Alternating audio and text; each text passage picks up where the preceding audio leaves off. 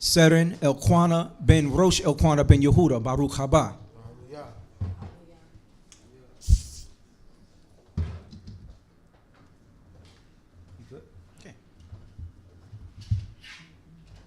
While we're all still standing, I'd like to give all thanks and praise to the supreme intelligence of the universe, the God that allowed us all to be here this day, the God that allowed us all to make it through this week.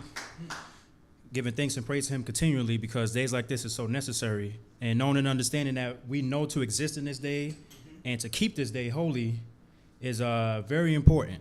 So again, giving all thanks and praise to the Holy One of Yisrael. You may be seated.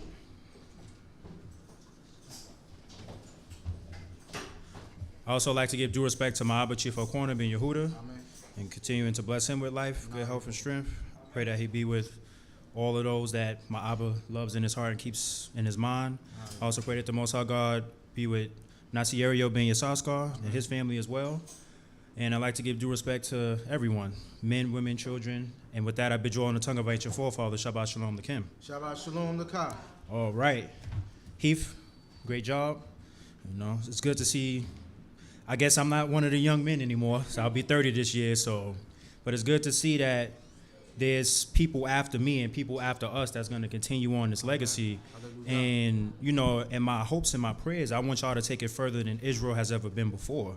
Because one thing about me, I don't like stagnation. I might procrastinate a little bit here and there, but I don't like stagnation. I don't like comfort because in complacency is where failure resides. So y'all have to want to be better than all of us. Read better, teach better, be more unified, be cleaner, walk better, be a brighter light to the people that's around y'all, school, wherever y'all may be. But in this portion right here that we have today, we're dealing with a few things. It's one of those portions where you're talking about a few topics, and although it is a few chapters, I'm gonna do my best to not, you know, take too long. Sometimes I could be long-winded. Sometimes I just like to get straight to it. But we talking about, one of the things we're talking about is census, taking a number, doing a count. Then we also see, even like the last couple of portions, Tetzaweh and Teruma, we're also still dealing with things that have to do with the tent of meeting. And then we're going to talk about what our forefathers did the minute Moshe was gone for too long. I don't want to spoil the story for anyone that don't know it. But then, you know, it still ends off with the Most High God still keeping his word to his people. So because it is a little lengthy, we're going to go ahead and just get right into it. We're in the book of Exodus chapter 30, starting from verse 11. Hallelujah. Hallelujah. And Jehovah spoke unto Moshe, saying, When thou takest the sum of the children of Israel according to their number, then shall they give every man a ransom for his soul unto Jehovah, when thou numberest them, that there be no plague among them when thou numberest them. This they shall give, everyone that passeth among them that are numbered, half a shekel after the shekel of the sanctuary. The shekel is 20 gerahs, half a shekel for an offering to Jehovah. Everyone that passeth among them that are numbered, from 20 years old and upward, shall give the offering of Jehovah. The rich shall not give more, and the poor shall not give less than the half shekel, when they give the offering of Jehovah to make atonement for your souls. All right. So here we see the procedure in which the people are to be numbered. So we see where it's talking about half a shekel each man shall give. And in this collection, the count of the shekels is how you're going to figure out how many men you have 20 years and upwards that's ready for war. Now, one instance that we could think of in Israel where this wasn't done correctly is with Melech Dawid. When he had Joab and, you know, he took all the men and he had them number the people. Right. And in numbering the people, he lost some favor, he lost some grace with the Most High. Right. And knowing and understanding, like, one of the things that we're going to learn as we continue to go through this chapter is that there's a procedure to do things. And when the Most High leaves a procedure to do things on record, it is imperative that you do not deviate from that procedure. That's right. Because in the instance with David, he caused 70,000 people to lose their lives. The Most High gave him 3 options. When David said, let's number the people, so it was 800,000 Israel, 500,000 Judah. So that's about 1.3 million people. And in doing so, you know, again, David wasn't tasked to number the people, and B, he did not follow this procedure of collecting the shekel as a ransom for their souls. So the Most High gave him 3 options, and the option, he didn't pick an option, but in his words, he chose an option. So the Most High plagued them with pestilence, and 70,000 people died because of that. So I ain't gonna do the math on 1.3 million versus 70,000. That's not imperative to this lesson. We're gonna keep going, but yeah, so a shekel, because I know sometimes we see words and we just keep going with it. Although shekel is a currency, it's a weight. So I know my people, we like TV shows like Snowfall, Power. Most of us love the movie New Jack City, so I know how to talk to y'all a different way. So a shekel is about 9.6 to 9.8 grams. All right, I know my people understand grams. We watch a lot of TV shows. Because of the TV shows, not because of our personal lives. We watch the TV shows, and we have these people that show us things, so we understand grams and ounces a little bit better than shekels. So in dealing with the shekel, right, a shekel is between 9.6 and 9.8 grams. I'm going to make that number make more sense later, but we know what type of weight we're dealing with now. Tosif? Verse 16. And thou shalt take the atonement money from the children of Israel, and shalt appoint it for the service of the tent of meeting, that it may be a memorial for the children of Israel before Yehovah to make atonement for your souls. And Yehovah spoke unto Moshe, saying, Thou shalt also make a laver of brass, and the base thereof of brass, whereat to wash. And thou shalt put it between the tent of meeting and the altar, and thou shalt put water therein. And Aharon and his sons shall wash their hands and their feet thereat. When they go into the tent of meeting, they shall wash with water, that they die not. Or when they come near to the altar to minister, to cause an offering made by fire to smoke unto Yehovah.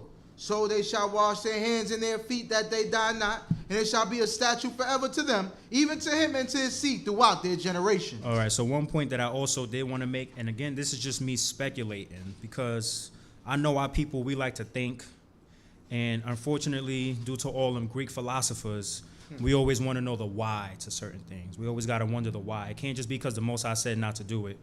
But it's all right, the Most High gave us a mind, so although we know that we're supposed to just do it because he said it, it's okay to think. Just know to still fall in line and do what he says. But in me, thinking and meditating, I say, I'm looking and I'm reading, and I'm like, why is it that they have to collect a ransom, for them taking a number, taking an account? Then I think about the blessing in Genesis 22, where the Most High told Abraham that he was going to multiply his seed like the stars of the heaven and make them like, the sand on the seashore. And then in Genesis 28, when he's telling our father Yaakov that his seed shall be like the dust of the earth. Now, I don't know which one of you have the time or the patience to do this, but go ahead and try to count that. And in doing so, I feel like when we try to count ourselves and count the people, we're disrespecting the Most High, because then we're saying we're not as numberless as you said we would be, which is why in doing so, we cause ourselves to sin against the Creator. This is just me speculating. I'm just doing what most of the other commentators would do in most of our books. What I'm saying does not mean it's right. You ain't got to run with it, but but we know for a fact that numbering the people is a sin. Right. So the Most High don't have to explain his logic to us. We could use our brain and we could think, but just like it says in Isaiah, his way is as high above us as the earth is from the heaven is from the earth. So sometimes you gotta let things be. Now we're talking about the laver of brass and washing. Washing your hands is important. Matter of fact, washing is important. And I frequent places like the gym and stuff, and it's sad to see that right after the COVID mandate stopped, certain people, y'all could put y'all imagination to these people, stop washing their hands soon as they said the COVID things got lifted, and it's like, you should always want to wash your hands after using the restroom. But I know that's something that many of us know better. We taught these things from a child, and even watching certain comedy from these certain people, again, use your imagination. Kind of look like the paper on this page. Watching some of their comedy, they'll make jokes about not washing their hands after using the restroom because they took a shower earlier that day. And it's like, you don't think bacteria begins to fester in certain areas, or you know, as a man, when you're releasing into it, whether it be a urinal, there's a splash, or there's just bacteria in the bathroom, it would make sense to just wash your hands regardless. But we know from this book that the Most High required of us to be a clean people. And like certain other people, again, just because a sign says employees must wash their hands, that don't mean I don't work there, I don't have to wash my hands.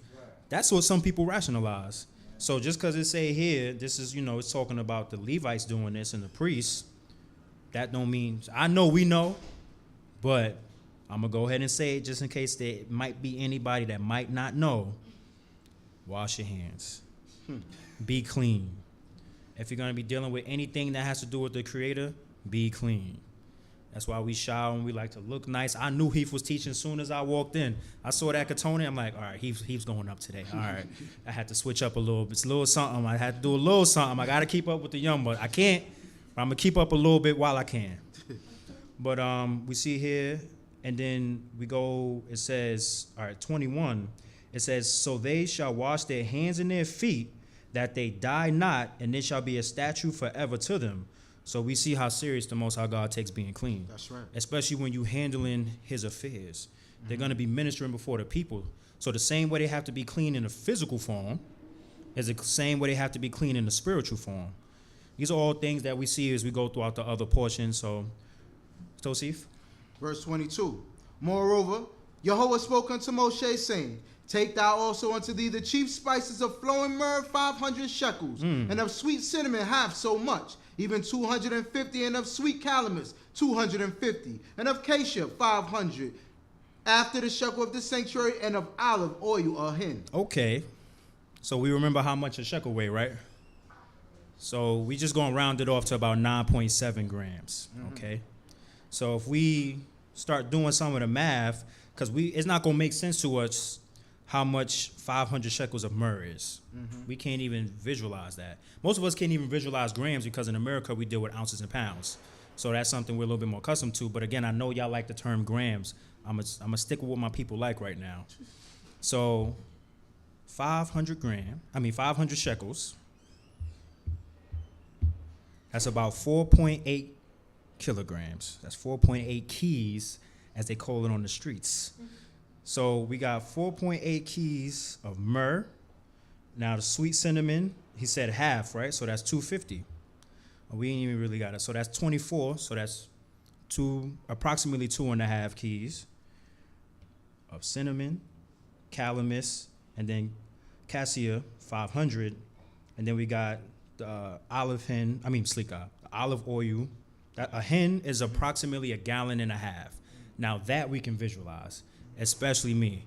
I spend a lot of time with gallons of water. I probably put down about 1.5 gallons a day. But when we read this, you know what? I might be getting ahead of myself. We're at 25. Yeah, I just don't want to. Tosif? Yeah.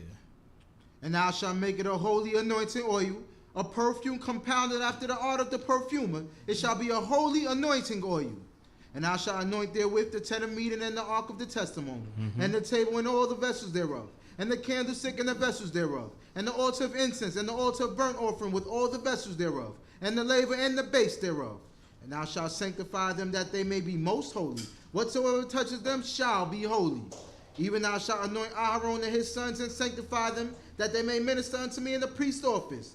And thou shalt speak unto the children of Israel, saying, this shall be a holy anointing oil unto me throughout your generations. Upon the flesh of man shall it not be poured, neither shall ye make any like it, according to the composition thereof. It is holy, and it shall be holy unto you. Whosoever compoundeth any like it, or whosoever putteth any of it upon a stranger, he shall be cut off from his people. All right. That's why I didn't want to get ahead of myself. I want y'all to get to that point. Why? Because, again, it's imperative that we understand when the Most High gives us procedures and policies to go about doing things, that's how we should do it. Certain things may not be that clear and cut, which is why we have bylaws and things that we may go by.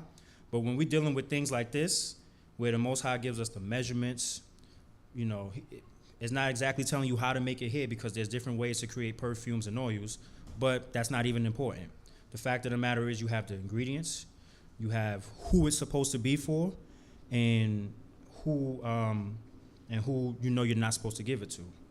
So it tells us here, upon the flesh of man, 32, it says, upon the flesh of man shall it not be poured, neither shall you make any like it according to the composition thereof. I know my people. We slick. We have this beautiful imagination, and more times than not, it's to our own hurt.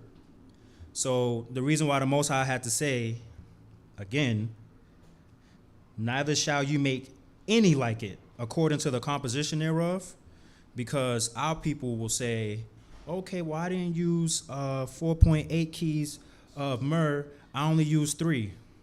Or I didn't use a henna oil, I just used 1 gallon. So we think just because we change certain measurements, or like, oh no, I use half of the cassia and half of this, and I added a little baking soda, and we think that because we cut the product that we okay, and it's like, no, you're not supposed to make anything like it. I know he dying over there. He picking all of it up, but anything like it. So that means don't try to mimic this thinking I'm gonna be okay. So we might say, oh, you know what? I'm going to take the cinnamon out. I'm going to put a little nutmeg type of flavoring or fragrance. I'm going to take this out, take out the olive oil and put in coconut oil. The Most High see and know your heart. So he know what you're trying to do is mimic this in some way, shape, or form. And sometimes we think that we can play with the Creator, not realizing that he's the best at the game. So it's like you playing with him and you really playing yourself. Because you can go ahead and sit there and try to make this oil and you could put it on yourself and you thinking you good, and slowly but surely the Creator have you losing your mind. You be just like them people on the train. You be having a dance battle with your reflection. I just want to rock. And that'll be you on the train and be like, wow, I watched him grow up. I can't believe he's like that now. But we play these games with the Creator because the punishment is not swift. We think that we're okay to go about doing these things continually. 34. And Yehovah said unto Moshe, take unto these sweet spices, stacked in the onycha and galbanum, sweet spices with pure frankincense. Of each shall there be a like weight, and I shall make of it incense, a perfume after the art of the perfumer, seasoned with salt, pure and holy. And I shall beat some of it very small and put of it before the testimony in the tent of meeting, where I will meet with thee. It shall be unto you most holy. And the incense which thou shalt make according to the composition thereof, ye shall not make for yourselves. It shall be unto thee holy for Yehovah. Whosoever shall make like unto that, to smell thereof, he shall be cut off from his people. It's okay to like things that smell good. All right? The Most High is telling us to make a oil, for the priest, that smells good. Telling us to make incense, that smells good. We know the reason why we like beauty and splendor and things that smell good. Wow, we get those attributes from the Creator. We were made in His image, so it's okay to like pretty things. It's okay to like nice things. We see all of the things that go into building the tent of meeting and all the things around it. We got things made of brass, gold, all these nice colors. We got scarlet, purple. Now we dealing with the smell goods. It's okay to want to look good and smell good.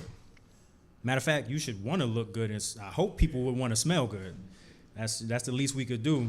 But again, we see right here where it says, according to the composition thereof, ye shall not make for yourselves. So we're not supposed to be making a certain oil and using that for us. That's for the priests. Let them do that for the ministering. We don't have that in these days and times. We don't have the priesthood set up like that. If certain people want to feel that they are that and take that upon themselves to create these things and do that, be careful. That's all I'm going to say. I ain't going to say yay or nay. I ain't going to talk against this or that. Just be careful, because you playing with forces, or you back to this. The incense, same thing, same punishment.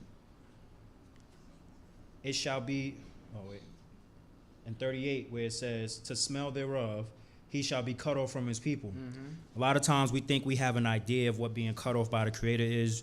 You could be around for years. Sometimes I think because, our human mind plays tricks on us, and it's just like you think that you still in your right mind and the Most High already touched you, and you losing like 1% of it every year. And you may not go full crazy in a year or two, but in about 20 years, you know, you chasing chickens in the street or something, or it's not a game that we want to play. And the reason why I'm stressing that is because we're going to see just in a little bit how far our forefathers went, and then you realize that we are these same people. And oftentimes it's not in ways in which we will recognize because we're not living in their world. So we're not going to go as far as to call upon another name. We're not going to go as far as to bow down to an idol or to go into a place of worship that we know we're not supposed to be in, church or whatever, a mosque, etc. It may not be going into those places, but think about all of the other places and things that we might invite into our lives, and it's just like, should I be doing this? Should I be here? Should I be doing that? Should this be around me right now? Probably not. Tosif? Chapter 31, hallelujah. And Yehovah spoke unto Moshe, saying, See, I have called by name Betzalel, the son of Uri, the son of Hur, of the tribe of Yehudah. And I have filled him with the spirit of Yah in wisdom and in understanding, and in knowledge and in all manner of workmanship, to devise skillful works to work in gold and silver and brass, and in cutting of stones for setting, and in carving of wood to work in all manner of workmanship. And I, behold, I have appointed with him Aholiab, the son of Achisamach, of the tribe of Dan. And in the hearts of all that are wise-hearted I have put wisdom, that they may make all that I have commanded thee, the tent of meeting, and the ark of the testimony, and the ark cover that is thereupon, and all the furniture of the tent, and the tables and its vessels, and the pure candlestick with all its vessels, and the altar of incense, and the altar of burnt offering with all its vessels, and the laver and its base, and the plated garments and the holy garments for Aharon the priest, and the garments for his sons, to minister in the priest's office, and the anointing oil, and the incense of sweet spices for the holy place. According to all that I have commanded thee, shall they do. All right. So now we know the jobs, between the last two portions and today's portion, we know all of these things that's supposed to be created. Now we're going to see the two people that's in charge of, obviously they're not going to be the only ones doing all the work. So you know they're going to be over the other people that have like skills, and they're basically going to be dealing with them like foremen, and they're going to be watching over them, dealing with creating the structures and everything that has to be built. So we see that these two men are the most talented amongst all of the skillful workers. And, you know, one thing, if you think about our captivity here in America, you can kind of relate to them having the ability to do these things from Egypt, because you think about the hardship that was on them in Egypt. You know, what they say, necessity is the mother of ingenuity.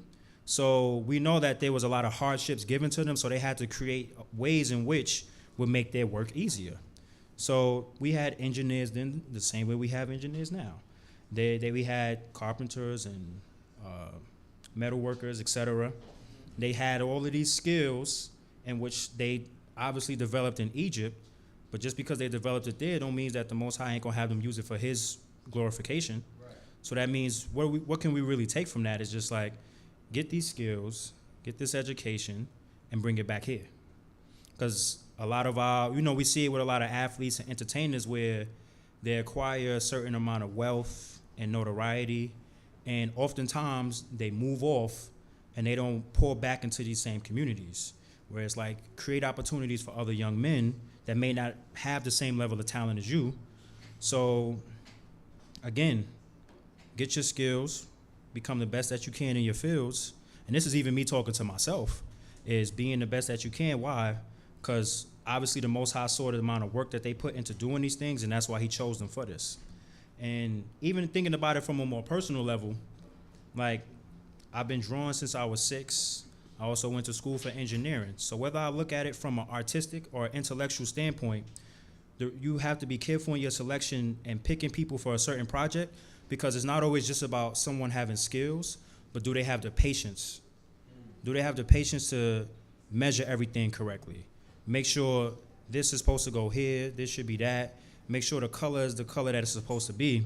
Because I remember one time back when I was in like 7th grade, my art teacher, she was collecting homework. Now, I knew I didn't do my best, but, you know, sometimes as a student, you just want to hand in the work to say you did it.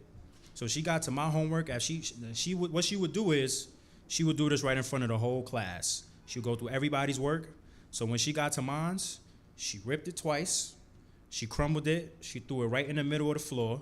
And she said, I know you can do better than that. Do your homework again. It was mean and it hurt, but you know what? When I look back on it, I disrespected myself by not even giving her my best work. Not even so much so that I disrespected her, because at this point she's been my art teacher for 2 years. So she knows what I was capable of. So I procrastinated. I played myself. So then she played me right in front of the class. And you can best believe that was probably the last time that I waited to the last minute to produce a piece of work. And again, so you know, with these people, not only do they have the skills to bring these about, they have the patience, they have the discipline, they have, you know, because the Most High wants the willing heart. So you know that they want to actually see this project be finished. Because sometimes people give up halfway, or they went 100 in the first, gave it full steam in the first half, but they can't keep it up to the end. So it's just like these men were chosen for that reason. And we may not be told that much about their lives, but we know, all right, that's something we should want to kind of sort of model ourselves after. All right, Tosif? Verse 12. Yeah. And Yehovah spoke unto Moshe, saying, Speak thou also unto the children of Yisrael, saying, Verily ye shall keep my Shabbatot, for it is a sign between me and you throughout your generations, that ye may know that I am Yehovah, who sanctify you. Ye shall keep the Shabbat, therefore, for it is holy unto you. Everyone that profaneth it shall surely be put to death. For whosoever doeth any work therein, that soul shall be cut off from among his people. 6 days shall work be done, but on the 7th day is a Shabbat of solemn rest, holy to Yehovah. Whosoever doeth any work in the Shabbat day, he shall surely be put to death. Wherefore the children of Israel shall keep the Shabbat, to observe the Shabbat throughout their generations, for a perpetual covenant. It is a sign between me and the children of Israel forever. For in 6 days Jehovah made heaven and earth, and on the 7th day he ceased from work and rested. This sound familiar, don't it? Sound like we just said this morning, didn't we? So now y'all know where it's at. But for me, as I was reading this seemed like one of those things where, well, that's just kind of popped up in the story. But there's a reason why this is here. Because in all the work that's being done, and all the things that need to get done, the Most High is letting his people know that nothing stands above the Shabbat. Nothing stands above Shabbat. So it's just like, all right, yeah, you have to make the oil, you have to build the altar, you have to make the candlesticks, make the incense, make the clothes, the FO, this, that, and the third. Cool. You got 6 days to do that, rest on the 7th. And even in that, and reading it, I had to, because sometimes, again, we see words and we kind of we use context clues. That's one of the skills that they teach us in school. So we figure it out, but we don't really know what it means. So when we look at the word perpetual means never ending or changing. So if this is a perpetual covenant, the Sabbath day, the Shabbat day, this day that we call Saturday, that means this is a never-ending or changing day that we're supposed to keep because the Creator told us to keep it. So if I think about it from just on our side of the fence, stay with me. If I think about it from our side of the fence, if a holy day was to fall, or like a feast day was to fall on the Shabbat day, my mind would tell me that the Shabbat take precedence over any day. So again, this is not to start no controversy. Feel free to have any opinions. Sometimes some of them are best left in our head. But this is one of those things where I look at it like, all right, Shabbat, perpetual covenant. We see the seriousness in this, we see how serious keeping the Shabbat is and staying away from profaning it. So if a feast day was to come on the Shabbat, my mind would automatically compute that Shabbat takes precedence. So whatever I might do on a feast day, I'm going to do it another day. So that means, because we know that we do prepare food and stuff and we cook on feast days. So if a feast day was to fall on the Shabbat, we'll refrain from that. Now, if I'm wrong, we do that here, right? All right, so I guess we do that here. I'm going to run with it. So we refrain from those things. Why? Because we know, at least I know from what I was raised and taught, is that Shabbat takes precedence. But now, let's look at it on the other side of a fence. Because many of us have family members and friends that identify with some type of Christianity, whether they be Catholic, Presbyterian, Sagittarian, whatever type of denomination they belong to in Christianity. But, you know, and this is not to make fun of our brothers and sisters, because they're still our brothers and sisters. They just are not woke to the truth. But when you think about them keeping their holy day, they keep it when? Sunday.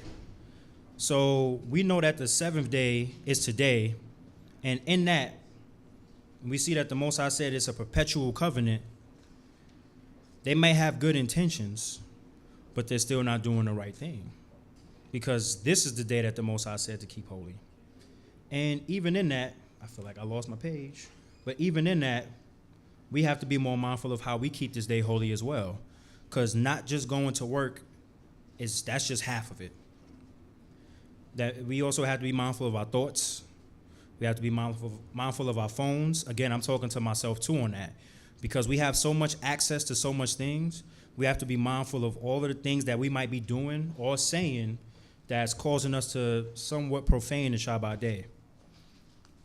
And, that was the other thing I wanted to say too, about Shabbat being kept perpetually. So that means, again, it said perpetual, the meaning of perpetual is never ending or changing. So that means there's no such thing as a rotating Shabbat. This thing comes every seventh day. It's been like that since the beginning. It'll be like that long after we're all gone. So we have some people that may feel like the Shabbat follows the moon, and when the moon changes, so some months Shabbat is on Monday, some months the Shabbat is on Thursday. Shabbat is always on what we know it to be a Saturday. You keep it that way until the Most High brings someone here that performs miracles like we see Moshe did, and we know that he's that person, and that's how. And then if we find out that the whole world is wrong, so be it. But one of the things, this is a little bit off topic. One of the things that I think is important for us to understand is that we be on one page and one accord, because I know sometimes some of us may feel like, we got to do this way and do this that way. And now we have 7 different holy days, sometimes even in different months. And it's just like, this is just my personal opinion. So if you want to, don't attack D.C.B., attack Elquanah. But I feel like to do these days together at the same time is more important than multiple people thinking they right and having multiple different holy days. Because the Most High does not like confusion. He doesn't dwell in it. He doesn't deal with it. He will confuse the people to cause you to sin, and which he'll use that to make you destroy yourselves. Of course, he makes good and evil. However, bethink yourselves. Ask yourself, is what I'm about to say or do the right thing? Should I be creating more division in Israel? Because one of the reasons why we got brought out of Egypt, because we all had that one cry. Now we all separate. We all crying for different things. And yeah, we might see the collapse of America occurring, but this collapse could be going on for 100 years. Tosif? Verse 18. Yes, And he sir. gave unto Moshe, when he had made an end of speaking with him about Mount Sinai, upon Mount Sinai, the 2 tables of the testimony, tables of stone written with the finger of Yah. Chapter 32. And when the people saw that Moshe delayed to come down from the mount, the people gathered themselves together unto Aharon, and he said unto him, Up! Make us a God who shall go before us.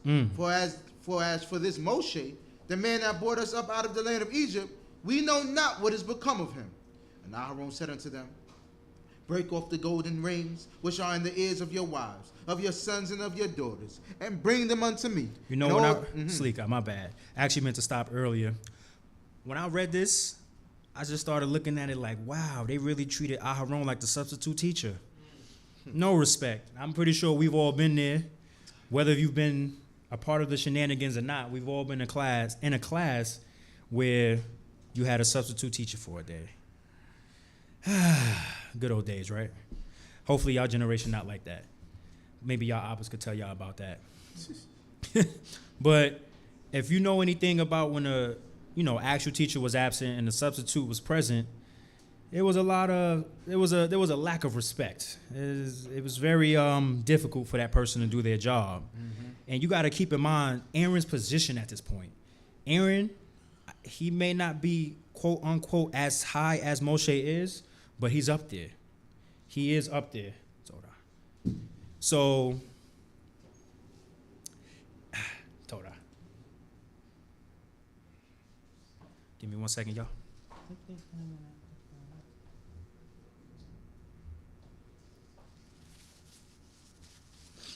So in him doing what he did at this point, now we know, I know my people, we know our people.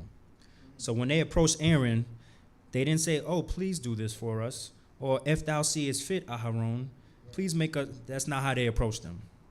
They hit him with the ante up. That's y'all. Some of y'all too young, but the ones that's about, 35, 40 better, y'all know the song. So they pretty much pressed him. It may not be explicitly written here, but you know that he was pressed to make this. Regardless, now I can't speak for him because I know a lot of us would like to think, well, if I was in that situation, we always like to think that way. Well, I couldn't be a slave. They couldn't have me in slavery. I would have whipped the master back. We always think that, but then when we hear and we see certain level of brutality happening to our brothers and sisters, we pull out our phones and record instead of maybe preventing it. Okay, but I ain't gonna get too deep into that. I know we on YouTube, so I can only say but too much. I don't want to mess up with the monetization. But we see Aaron telling them what to do. Now, I could put my spin on it since I'm teaching it. If I was in Aaron's shoes, I'd probably say, oh yeah, bring me your gold rings and do that, and meet me at 345 near Mount so-and-so. And I would have never came back. You wouldn't have, because Aaron seen what Moshe seen. The people have seen the miracles in which the Most High brought forth.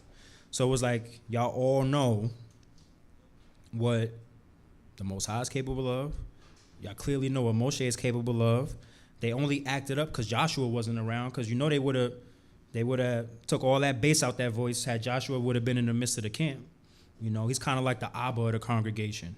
He come around and order just starts to happen. You ain't even got to say, oh, he goes, hey. They get right in line. But let's see. You can read 3. You go ahead. And all the people broke off the golden rings which were in their ears and brought them unto Aharon. And he received at their hand and fashioned it with a graven tool and made it a molten calf. And he said, this is thy God, O Yisrael, which brought thee up out of the land of Egypt. And when Aharon saw this, he built an altar before it, and Aharon made proclamation and said, tomorrow shall be a feast to Yehovah. So he tried to bring their thought process back to the Most High. But for me personally, I feel like he too deep in. Because now it just looked like you saying too much. Because for him to start saying, in verse 4 it says, and he received it at their hand and fashioned it with a graven tool and made it a molten calf. And they said, this is thy God which have brought thee out of Egypt. Oh, Slika, never mind. So, but all in all, you know why? When I read that, I don't know why I thought it said Aaron said that, but I could stand to correct myself. Ain't nothing wrong with that. But all in all, it goes back to Aaron still trying to bring it back to the Most High and have their minds be on the Creator, despite the fact that they dealing with post-traumatic slave syndrome. So they're going right back to what they know. They went right back to the calf. They went right back to idolatry. And Moshe wasn't even going all that long. 40 days is not a long time. Y'all was in the wilderness for 40 years. I'm not doing the math on that, but it's 365 in a year. So if you do that times 40 and then you put 40 over that number, you'll get the percentage of time in which they waited, and it's really not that long. But you know, I know a lot of times, like I know the generation before mine, some of y'all parents would probably call y'all the microwave generation because y'all always wanted things quick. And then the generation before me, called the generation after me, like the microwave or the instant generation because they got phones and instant messaging, etc. But we've always been a people that's required instantaneousness. I'm going to say it again, instantaneousness. I messed up twice. It's all right. But I feel like Israel treated the Most High like that J.G. Wentworth commercial. It's our blessings, and we want it now. And it's just like, that's not how the Most High works. It's the Most High don't work in your time because the Most High is timeless. So that don't mean just because you did something good today, you're going to get something good today. That don't even work with our paychecks. 9 times out of 10, your first paycheck take about 3 weeks to come, if you bi-weekly, or 2 if you get paid weekly. I know some people that get paid every 90 to 120 days. They checks is nice though, but it take them a long time to see that money. And all in all, it's like we looking for the reward soon as we started sowing. That's our problem. We start sowing and we immediately want that reward, and we cause ourselves to be impatient. That's why they say don't think too much about the future. Why? Because now you're creating anxiety. Now you're worrying about, oh, this step and what that step, and I need to do this. Oh, man, he's not back by now. Should we have stayed in Egypt? And we know they said that plenty of times. So now they waiting on, they impatiently waiting for Moshe to come back. It's increasing the anxiety. Now they scared and worried again, no reason. They told Aaron, I'm going to call him Aaron because he just did something disrespectful, to build this molten calf, and now they worshiping it. Tosif? And they rose up early on the morrow and offered burnt offerings and brought peace offerings. And the people sat to eat and to drink and rose up to make merry. Verse 7. And Yehovah spoke unto Moshe, Go, get thee down, for thy people that thou broughtest up out of the land of Egypt have dealt corruptly. They have turned aside quickly out of the way which I commanded them. They have made them a molten calf and have worshipped it, and have sacrificed unto it, and said, This is thy God, O Yisrael, which brought thee up out of the land of Egypt. And Yehovah said unto Moshe, I have seen this people, and behold, it is a stiff-necked people. Now, therefore, let me alone, that my wrath may wax hot against them, and that I may consume them, and I will make thee a great nation. Again, we are, and we have been, a microwave people. We turn our back on the Creator the minute, and just to make that make more sense, microwaves happen faster than ovens, so we want things to happen rapidly. But yeah, so this instantaneous world that we live in with our phones and our access to the world through the web that we have, that's nothing. What I mean by that is, that's nothing compared to the might of the Creator. We can't even begin to comprehend his capabilities because he exists in all time periods at the same time. That hurts your brain even thinking about it. He has no beginning and no end, yet he exists. There's no math to that. There's no understanding that. So, this matter of fact, just to throw a little doozy in there and make y'all heads hurt, as the Most High is talking to Moshe right now here in this book that we reading, he's here with us and he's present at both times. That don't even make sense to us. Because we looking at this like the past when the Most High exists outside of time. So all of this is just happening linearly for us. The Creator exists outside of this. So even though he's saying all of these things to Moshe, how he's wax hot and Moshe stand out the way, I'm about to do this, that, and the third to them, he already sees us right here in America. And it's crazy to even think about. But then one of the things that I did like from the commentary that I read, verse 10, where it says, Now therefore let me alone, that my wrath may wax hot against them, and that I may consume them. And the commentary, when it said that the Most High told Moshe to let me alone, it said that he was hinting at Moshe that he had a say-so right then and there whether or not the Creator was going to let his fierceness out on our people. That's why he said, let me alone. And as we begin, as we read the next following verses, we see the interaction between him and Moshe and what happens here. And it allows you to know that's when we talk about Moshe speaking to the Creator face to face, it's things like this that you might want to really pay attention to show you how high he was. And considering how high Moshe was, think about all of the disrespect that he faced. Now, some of us might be hearing this story for the first time. Some of us might be hearing this for the 100th time. So those of us that have heard it a few times, we know how many times they murmured against Moshe. And even in murmuring against Moshe, they was really talking against the Creator. Yeah. Because Moshe wasn't doing anything outside of that which the Creator instructed him to do, which is something we all should want to be like. But like our forefathers, we have that same problem where when someone says something that we may not like, we get emotional first and then we go off of that emotional, we have an emotional response. And it's just like we have to evaluate our thinking. is what they're saying correct? Now, sometimes, granted, certain people may say things a certain way that might rub you wrong. You know, you could address them on that. But it's like if two people are having an emotional response back and forth, no understanding is going to come about. So sometimes you got to sit back, evaluate the words that were said, be like, maybe I should take heed to that.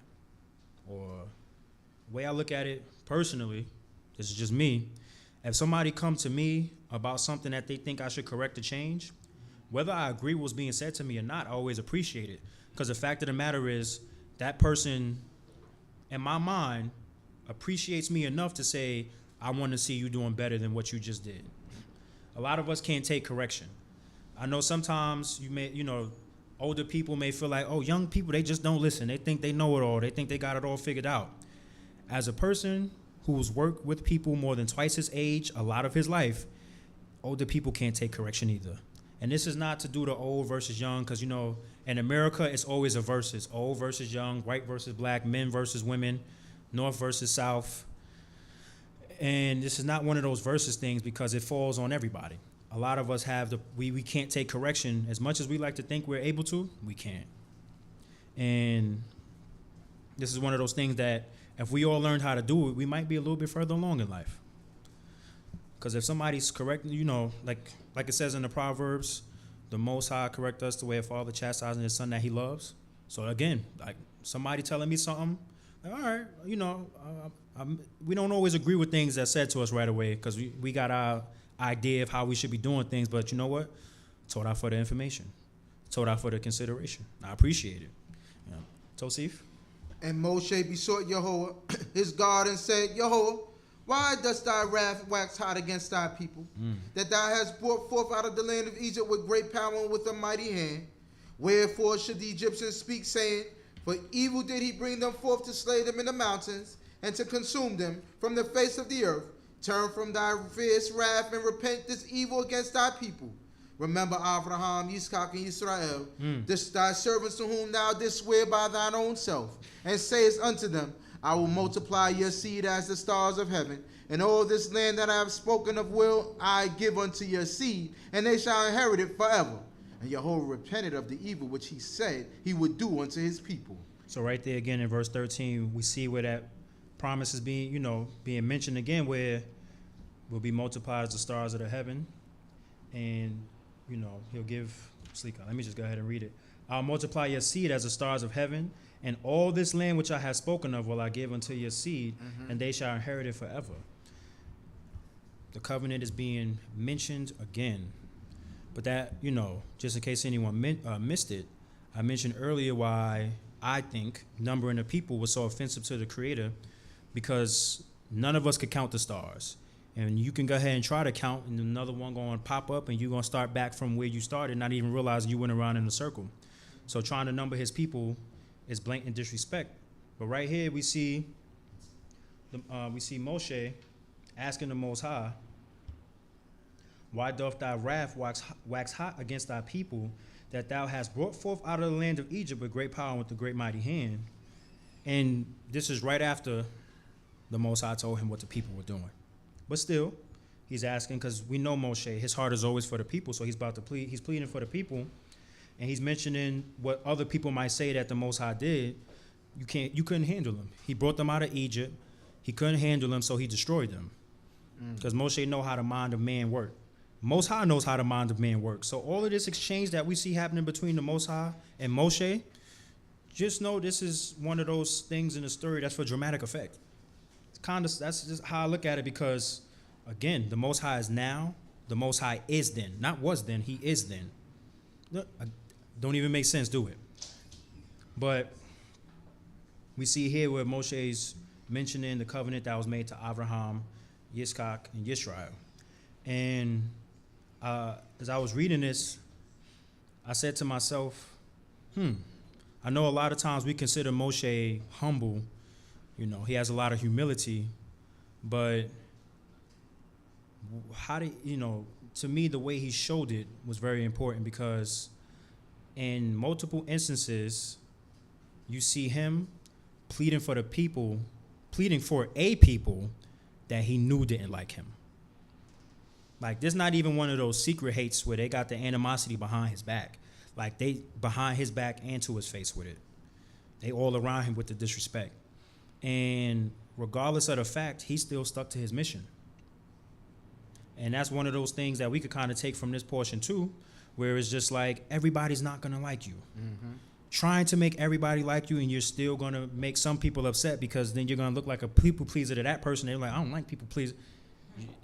Be you. As long as you ain't nasty and disgusting and dirty and etc., then be better. But sometimes it's okay to be authentically you, and what's supposed to be for you in life will come.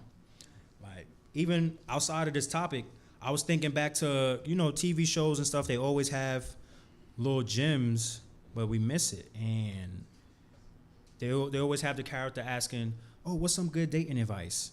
And they be like, be yourself. Like, what? No, I can't be myself. Then I'll never get her, or I'll never get him.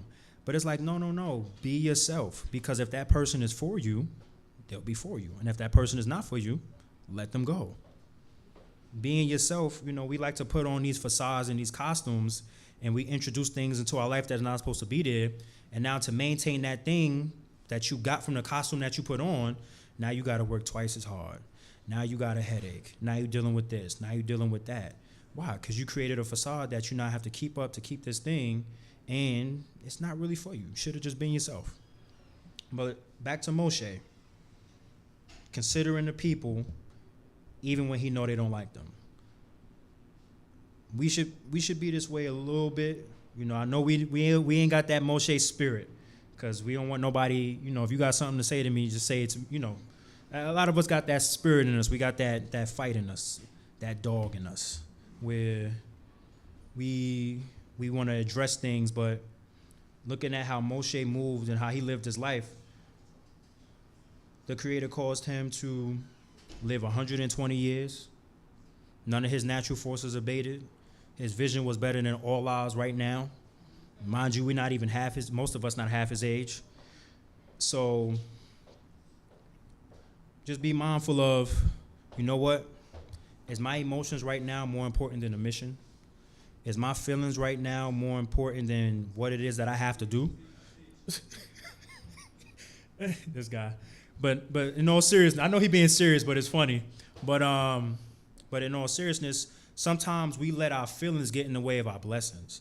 Sometimes we let our feelings get in the way of the things that the Most High God has for us. And it's just like, you got to learn to manage these emotions. Off topic again, but here we go. It's off topic, but it's on. In America, I'm pretty sure many of us know that we're bombarded with a lot of chemicals.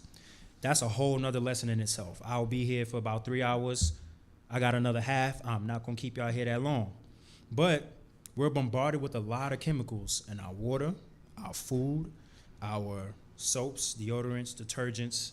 I could keep going all day. The things that we drink, it's in the air too. Like, they might tell you them chemicals they releasing when them planes is going by is harmless. It's America. If you think it's harmless, then you go ahead and be what you being. But we're constantly under chemical attack.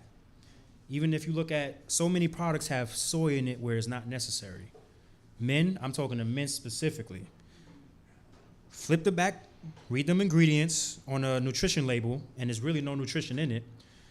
And a lot of stuff will say soy lecithin or soy this or soy oil, soybean oil, and even a lot of our vegetable oil, read the back of it, soybean oil. So we know that soy was put into the water supply during Nazi Germany to feminize the men. Now, again, we on YouTube, so I can't say too much, but look at the state of and the condition of a lot of men in today's time. Would it be fair to say that I might be on to something by saying there's a lot of chemicals in the things that we have and that we're using? That's right. So if we know that we're chemically imbalanced, bethink yourselves. Am I being too emotional right now? Should I be a little bit more rational? Should I be a little bit more patient? Should I be a little bit more understanding? And that's why I'm sweating right now. I thank God I sweat a lot. Get these chemicals and toxins out my body, because even as much water as I drink, I know and understand that there's just certain chemicals in our water that they won't get out. They just won't get out. They say they can't. They won't get it out. But again, I'm not gonna get too far into that. That's a whole nother thing. If any of you brothers want me to help y'all with y'all lifestyle so that y'all can stay young and strong for the next 40 years, holla at me, Akare. But where we at? 14 or 15? 15. 15. Tosif? And Moshe turned and went down from the mount with the 2 tables of the testimony in his hand. Tables that were written on both their sides. On the one side and on the other were they written. And the tables were the work of Yah, and the writing was the writing of Yah graven upon the tables. And when Joshua heard the noise of the people as they shouted, he said unto Moshe, there was a noise of war in the camp.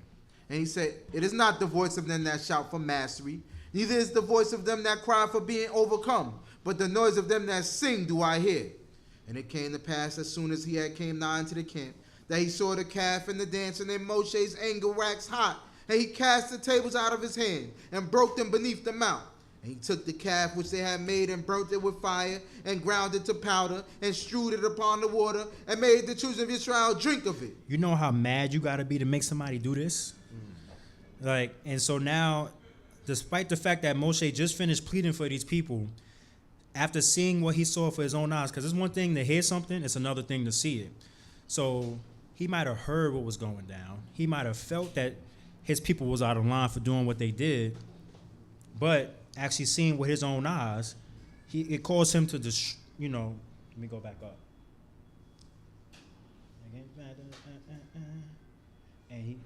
And he took the calf which they made and burnt it with fire and ground it into powder and strewed it in the water and made the children of Yisrael drink it. And they drunk it, or drank it, whichever past tense you want to use. And that's how angry Moshe was. Now we starting to see a little bit of the other side of him, but this is what they brought out of him. Because he was more so mad that, and I just look at it like he was more so mad at the fact that he just finished standing up for these people, and this is how far gone they've went, and he wasn't even gone all that long. These are the same people that witnessed all of the acts, all of the things that happened in Egypt, all of the Most High going to war with them and their deities, and showing them his might, and this is what you still decide to do. Tosif? And Moshe said unto Aharon, what did this people unto thee, that thou hast brought a great sin upon them?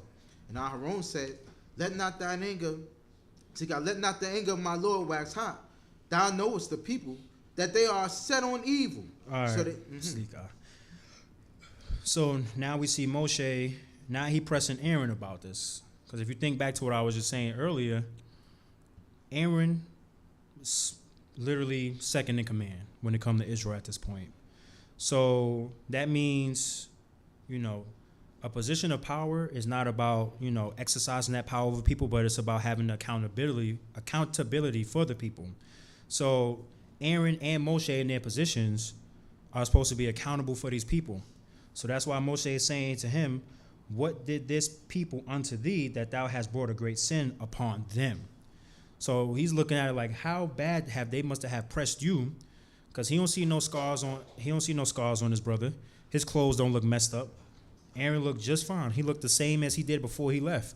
Now he could probably see if Aaron looked a little beat up, a little dingy, black eye, busted lip, hair all over the place, beard kind of ripped in half. Like, oh, all right, so the people pressed you and made you make the calf. Aaron looked too normal for Moshe. All right, what did they do that made you do this? Because I know you saw what I saw and you heard some of the things that I heard. You not like them. Thinking back to us, we're not like them. So the same way Moshe is pressing his brother for doing what he did and leading these people astray, same way we should press ourselves, or even one another, nothing wrong with pulling each other's coattail, for behaving any way in which we know is not acceptable by the Creator. Because what you doing out there, remember, we still the firstborn no matter what. So if we cause another people to go astray, we know we're not supposed to put a stumbling block before the blind, that sin is counted against us.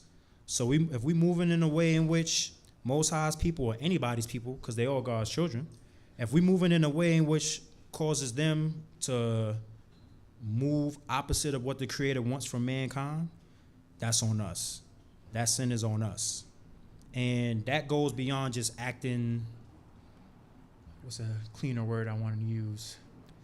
That's goes outside of lacking couth outside of your personal lives. Even in our congregations and how we keep Shabbat, be good to people. be kind to people. Because if your nasty spirit causes you to push somebody away from them understanding this law or learning about the Creator, that's counted against you.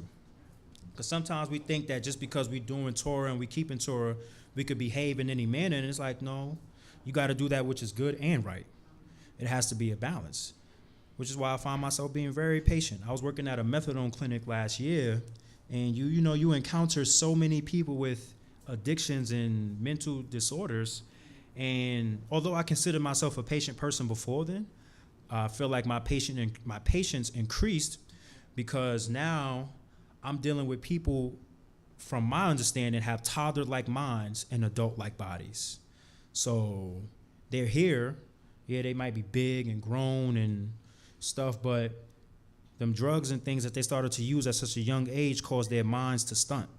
It stunted their growth, so they stuck in 1983. There was literally one guy that just came in pop locking all the time and having rap battles, and it's like, all right, cool, you do that. And if you know me, if I wasn't at work, I probably would have got it on with him. But, I had to keep it professional.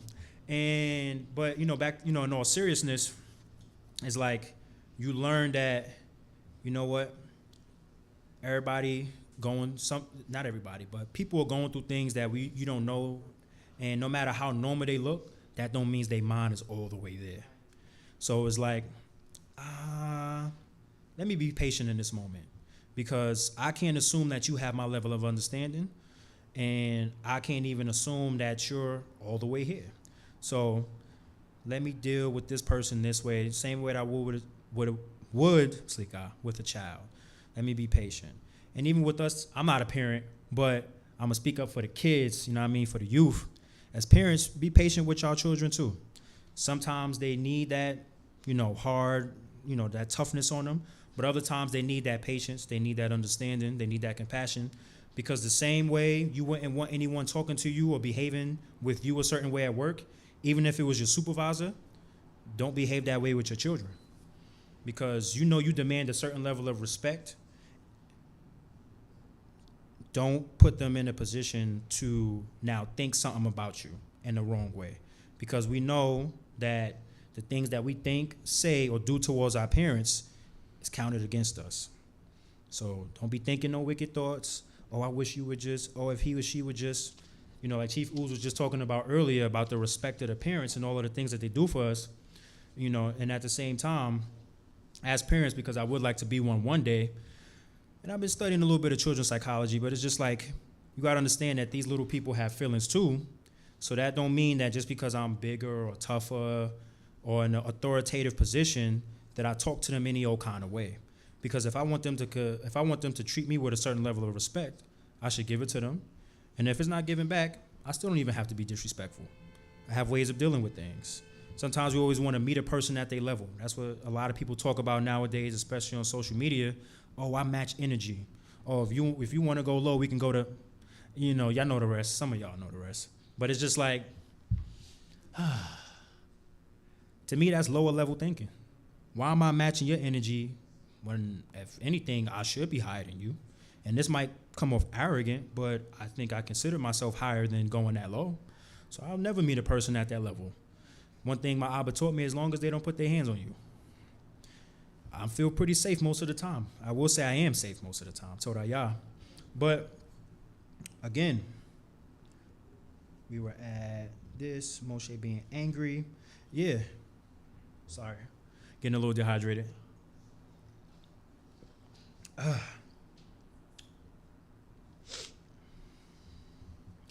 Moshe's, oh, my fault, no, you good. I'm still talking. But, all right. Considering how Moshe was with his people, let us be mindful of our actions with our people, with our family, with anyone that's around us, even with ourselves. Even be more patient with yourselves. Be more graceful and compassionate with yourselves. Sometimes we might our memory is sometimes our worst enemy, because we'll think about all the wrong that we did and don't feel that we're worthy of a certain level. And it's like, you don't know what the Most High has in store for you. Your story isn't finished, and you counting yourself out just because you might have did something 10 years ago, 5 years ago, 20 years ago. But if you're still alive, the Most High still has a purpose for you. And don't let your memory of a version of yourself keep you back. Because if you feel like you're unworthy of a blessing, you might behave in a manner in which will make you unworthy of that blessing. As a man thinketh, so is he. So let's get back to this, because I said I ain't going to keep y'all too long past 2. Tosi? Verse 23. So they said unto me, make us a god which shall go before us. For as for this Moshe, the man that brought us up out of the land of Egypt, we know not what is become of him. And I said unto them, whosoever hath any gold, let them break it off. So they gave it me, and I cast it into the fire, and there came out this calf. And when Moshe saw that the people were broken loose, for Aaron had let them loose for a derision among their enemies, then Moshe stood in the gate of the camp and said, whoso is on Jehovah's side, let him come unto me. And all the sons of Levi gathered themselves together unto him. And he said unto them, thus saith Jehovah, the God of Israel, put ye every man his sword upon his thigh, and go to and fro from gate to gate throughout the camp, and slay every man his brother, and every man his companion, and every man his neighbor. And the sons of Levi did according to the word of Moshe, and there fell of the people that day about 3,000 men. I felt a little extra oomph in that. Repping Larry for real, huh? But it's so funny, our people have a funny way of wording things. I threw the gold in there and out came this calf. We have a funny way of spinning the truth. Like I told you the truth, it's just I left out this part and we still think that it's the truth. Omittance of any information has now, you deviated from the truth.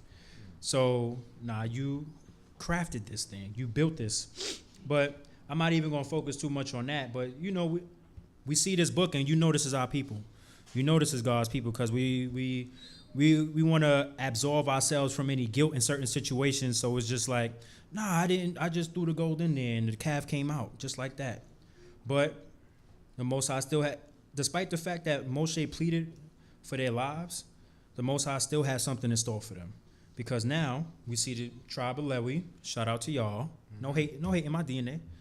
I'm not saying Judah's better or not. I'm just saying I love y'all too. We all Jacob's son.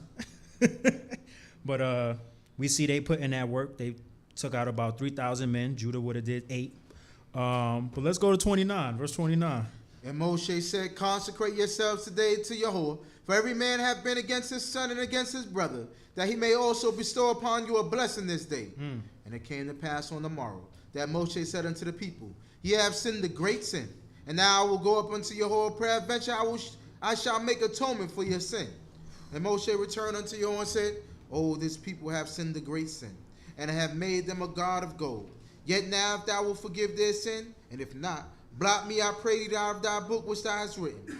And Yahuwah said unto Moshe, whosoever have sinned against me, him will I blot out my book. And now go, lead the people into the place of which I have spoken unto thee. Behold, mine angel shall go before thee. Nevertheless, in the day when I will visit their sin upon them.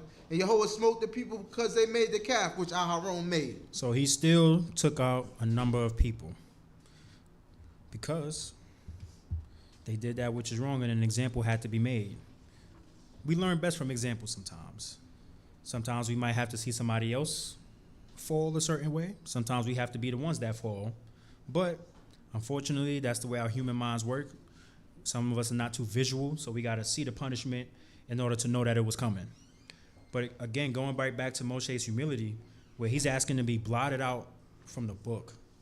And I feel like for those of us that may be in positions of leadership, think about Moshe in this moment where it's just like he understood that the mission was more important than him even being remembered. And a lot of times, I think, I'm just thinking, I do a lot of thinking. Sometimes it's overthinking. But I think some of our people have this problem where they want to be remembered like Malcolm. They want to be remembered like so many of the people that came before us, during the civil rights movements and et cetera, and they want their names to be etched in stone. They want their names to be written in a book, and it's like none of our names is more important than the Most High's mission or the Most High's people. And Moshe understood that. He understood that, as mad as I just was in that moment, and as mad as you are and slaying all these people, all in all, I'd rather lose out, be left out the book, let me be forgotten, but let your word not fall short in what you said you was going to do to this people. Do for this people, bringing them to the promised land. And again, bringing that back to us. because all of this is all written in stone. We can't change nothing that happened then. All we can do is change what we do now. And it's just like, in these positions that we have to be more mindful of the names and the titles that we may want to gather on ourselves to feel some certain level of importance. And it's like there's no level of importance that's greater than the Most High. And if Moshe was as humble as he was and as high as he was, hopefully we do get to that part in this portion. But we know that Moshe attained to a level in which the Most High allowed him to see some type of presence, to the point that Moshe's face gleamed a light that the people couldn't even look at him. And that's how magnificent the Most High is, that Moshe didn't even get a full look, but his face got so bright after that that the people couldn't even look on to him, and he had to wear a veil. So if Moshe was that high, but yet he was still that humble, then who do any of us think we are, no matter what type of titles no matter what titles we may have in these days and times? Because really and truthfully, it's more like a not nomer. I ain't gonna say a misnomer, because some people may take that disrespectful way. But you think about these positions that these people had, they were over a plethora of people. These men were chief and princes of tens, 50s, hundreds, and they were warriors. They were wealthy. They were a lot of things that some of us don't attain to, but we want so much recognition and appreciation just because of a title or a certain position that we feel we have. It's like, nah, move like Moshe. Move like Moshe. Serve the people. You want to be remembered? Serve the people. Oh, no, this and this person, when they see people, they got to come to me first and this, that. All right. But just remember, the Most High sees all. You could read mostly through 33. Yeah. Chapter 33.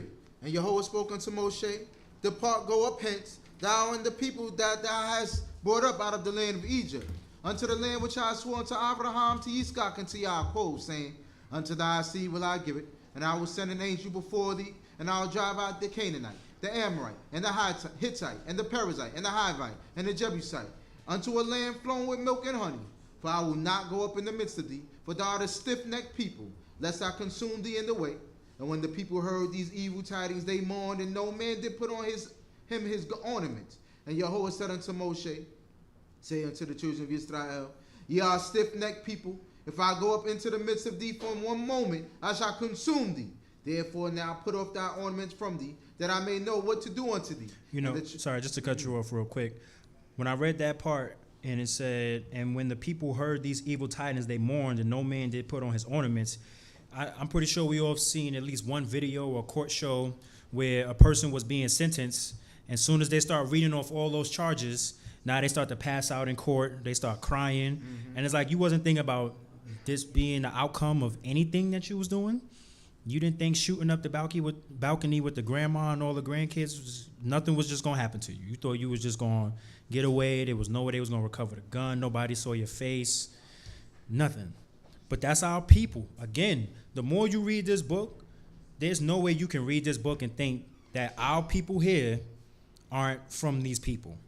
Because you have some people that will try to say you're crazy to think that you're this, and show me improve, trace your lineage back to this time period and go back here. It's like you read these people and you see your family, you see your friends, you see your neighborhood, you see your community, and it's just like you know that we these people, because I see it time and time again. All right, so on the counts of this, that, and the third, 25 years, and then they start reading off more charges after the 25 years, consecutive life, this, that, the third, and it's like. Yeah, everything's all good and well till you have to, face the consequences of your action. Tosif? And the children of Israel stripped themselves of their ornaments from Mount Horeb onward. Now Moshe used to take the tent and to pitch it without the camp, afar off from the camp, and he called it the tent of meeting. And it came to pass that everyone that sought Yehovah went out unto the tent of meeting, which was without the camp. And it came to pass when Moshe went out unto the tent, that all the people rose up and stood every man at his tent door, and looked after Moshe until he was gone into the tent. And it came to pass when Moshe entered into the tent, the pillar of cloud descended and stood at the door of the tent, and Yehovah spoke with Moshe. And when all the people saw the pillar of cloud stand at the door of the tent, all the people rose up and worshipped every man at his tent door. And Yehovah spoke unto Moshe face to face, as a man speaketh unto his friend. And he would return into the camp, but his minister Joshua, the son of Nun, a young man, departed not out of the tent. And Moshe said unto Yehovah, See, thou sayest unto me, Bring up this people, and that thou hast not let me know whom thou wilt send with me. Yet thou hast said, I know thee by name, and thou hast also found grace in my sight. Now therefore I pray thee, if I have found grace in thy sight, show me now thy ways that I may know thee, to the end that I may find grace in thy sight, and consider that this nation is thy people. And he said, My presence shall go with thee, and I will give thee rest. And he said unto him, If thy presence go not with me, carry us not up hence. For wherein now shall it be known that I have found grace in thy sight, I and thy people? Is it not in that thou goest with us, so that we are distinguished, and I and thy people, from all the people that are upon the face of the earth? So Moshe is asking for some type of assurance. And even going back to when they talk about grace, you know, a lot of times we'll hear that more so from our brothers and sisters that believe, you know, go to church or whatever. But grace is obviously a concept that comes from here, or even before all that other stuff. Because we see right now Moshe asking if he found grace, you know, having grace. So I said, you know what, let me see what grace actually means. Because it's not just a Christian concept. So it means courteous goodwill. And to be courteous is to be considerate. So this is considerate goodwill. So the fact that the Most High is going back and forth with Moshe, and he don't have to, but he understands Moshe's heart. So he's allowing Moshe to have this dialogue with him. And in doing so, he even lets Moshe know, I will make this happen so you know that I'm with you. Because really and truthfully, the Most High just could have told him, do this, and that's it. But the grace that he had with the Creator allowed the Most High to consider him and show him, okay, this is going to happen. Even thinking back to Abraham, think about how Abraham had enough grace with the Creator that when he was about to, the Most High was about to destroy Sodom and Gomorrah, he said, should I not let him know?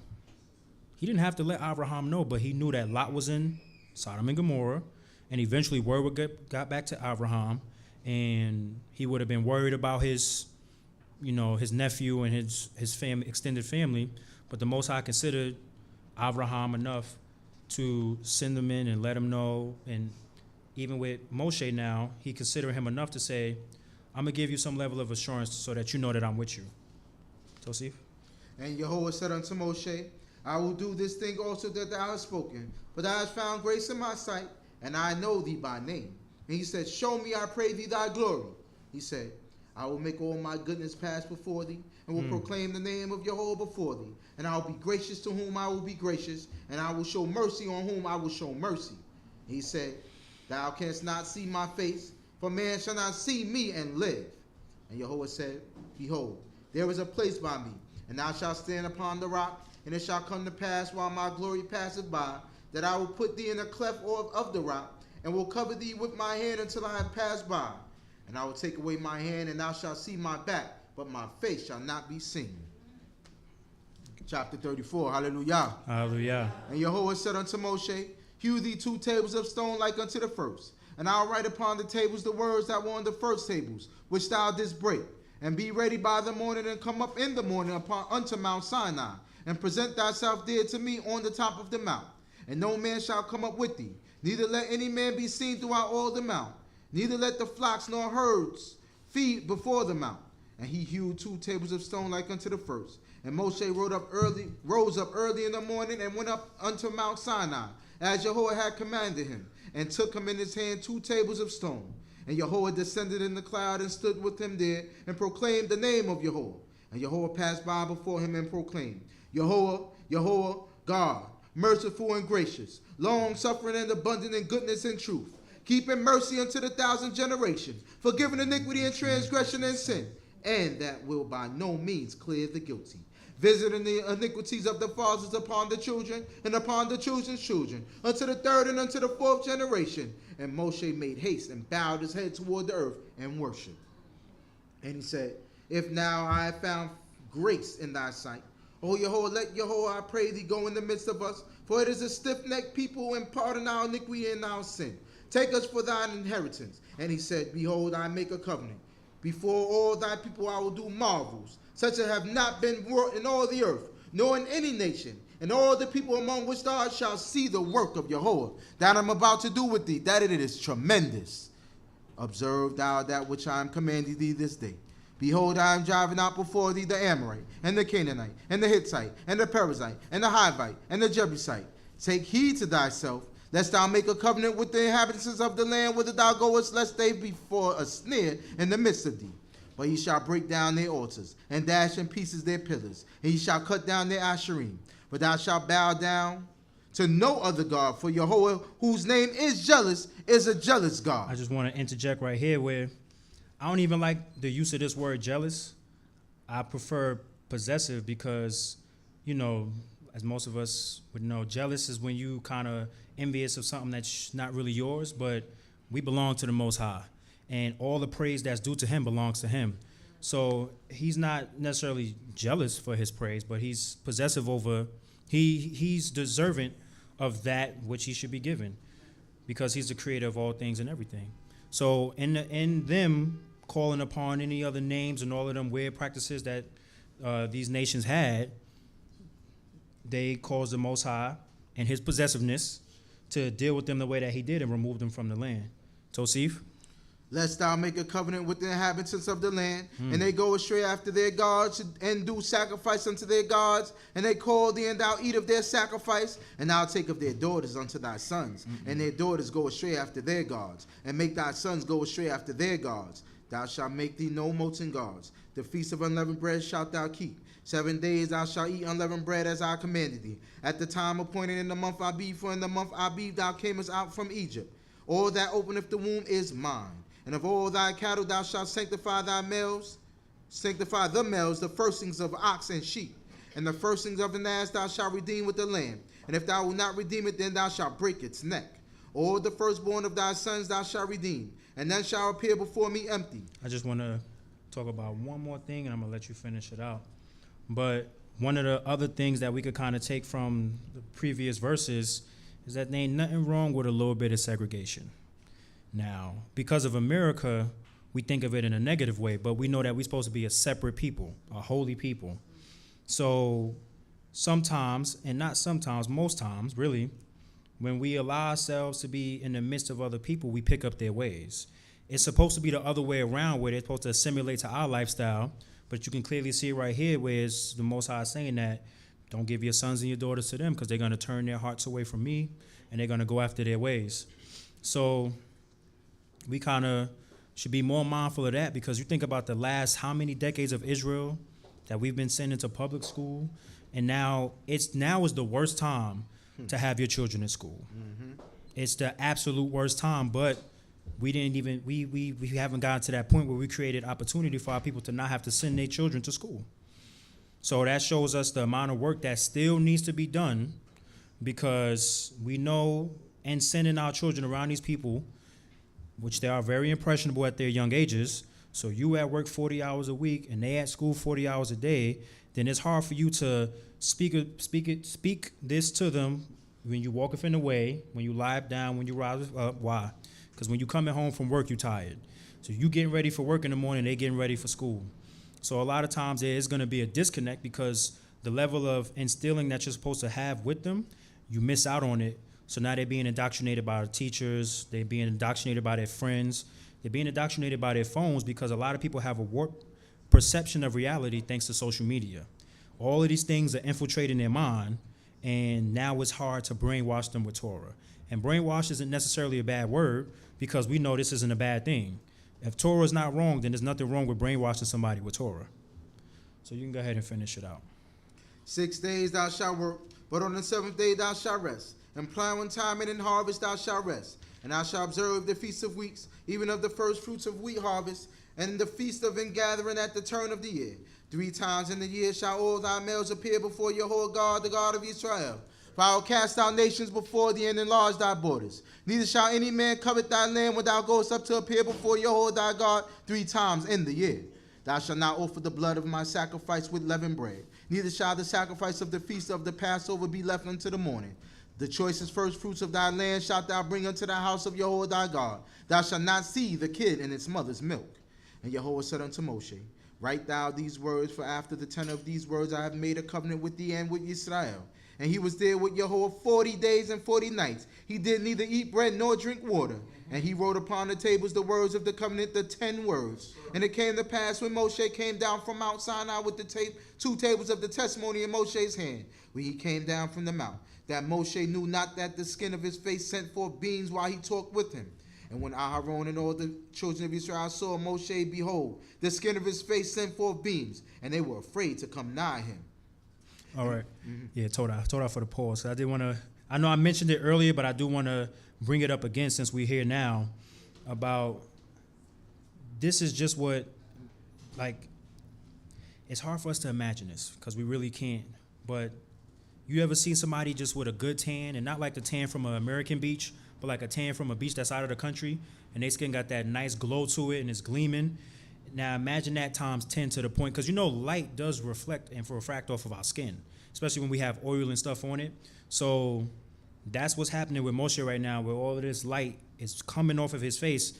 And for some people, it may seem, you know, unrealistic, but knowing the things that I know this is very possible. And even if I didn't know what I know that through all things, through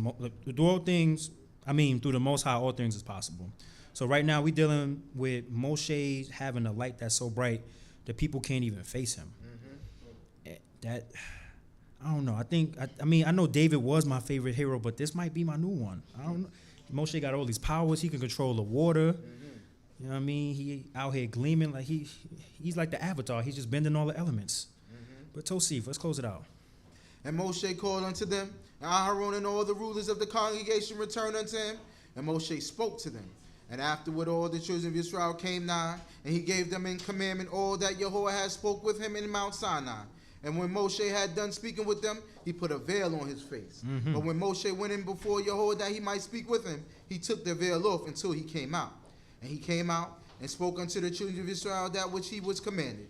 And the children of Israel saw the face of Moshe, that the skin of Moshe's face sent forth beams. And Moshe put the veil back upon his face until he went in to speak with him. Hallelujah. Hallelujah.